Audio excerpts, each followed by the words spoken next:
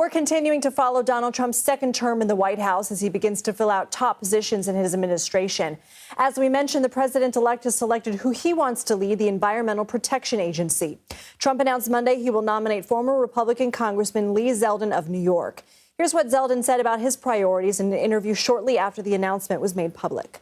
So day one and the first 100 days, we have the opportunity to roll back regulations. There are regulations that the left wing of this country have been advocating through regulatory power that ends up causing businesses to go in the wrong direction. For more, let's bring in national environmental correspondent David Schechter. David, so good to have you here in New York. I want to go ahead and pull up Lee Zeldin's tweet announcing that he was honored for this appointment.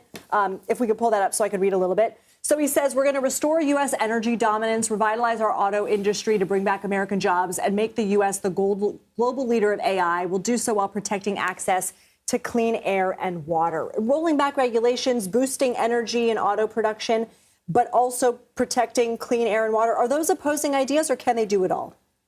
I think the answer is potentially they're not opposing, but I think in reality you have to look at what President Trump is trying to accomplish with the EPA. He wants to, as largely as possible, reduce the influence of the EPA, eliminate regulation, go after climate change policies, and the EPA is the place where you do that. So he said that's what he wanted to do. He brings in a congressman, former congressman, who's very loyal to him, who's really has no history of showing really any interest in the EPA, has voted with environmental issues only 14% of the time. And so this is most likely, you'd have to say, this is the tool that President Trump-elect is going to use to reduce the power of the EPA.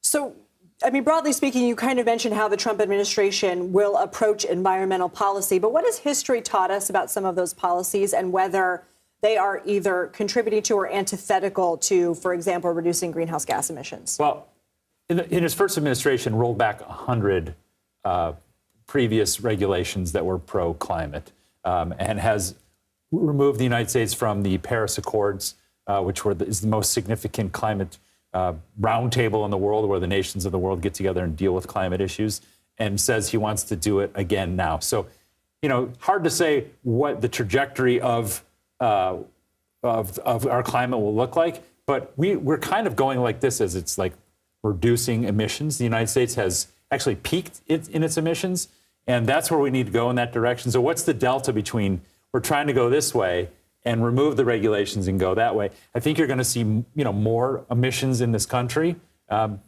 I think that's sort of the point. We're kind of talking at a macro level, but we know that the Biden administration has made it a point to focus on environmental justice, making sure that communities that are more vulnerable, trying to undo some of those sort of systemic cultural issues. Can we expect that sort of those efforts may go by the wayside? I would think that, yes, that's one thing you would expect. You want as little environment. If you're President Trump, you want as little environmental